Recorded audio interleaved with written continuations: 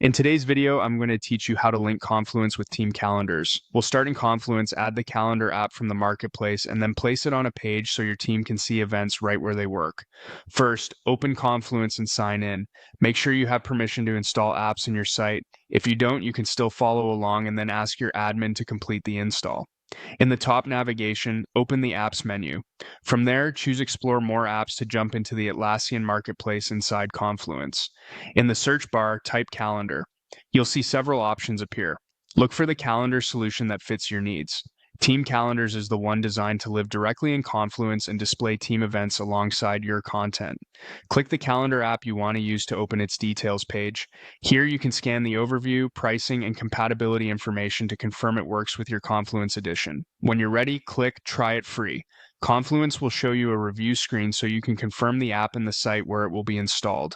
Use this moment to double-check any permissions the app requests. Then click Start Free Trial to begin the installation. The process usually takes a few moments. You'll see a confirmation when it's done, and the calendar app will appear under the Apps menu. With the app installed, let's place it on a page. Navigate to the space where you want the calendar to appear and open or create the page that should display it. Click Edit to enter the page editor. In the editor, type the / on your keyboard to open the Quick Insert menu.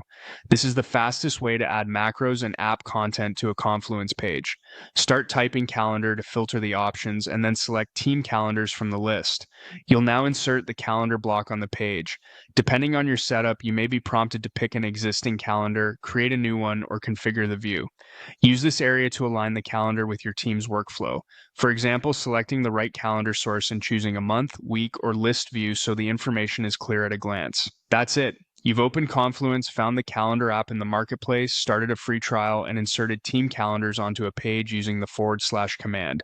Follow these steps anytime you need to add a shared view of events to your documentation or project hub, and your team will always know what's coming next.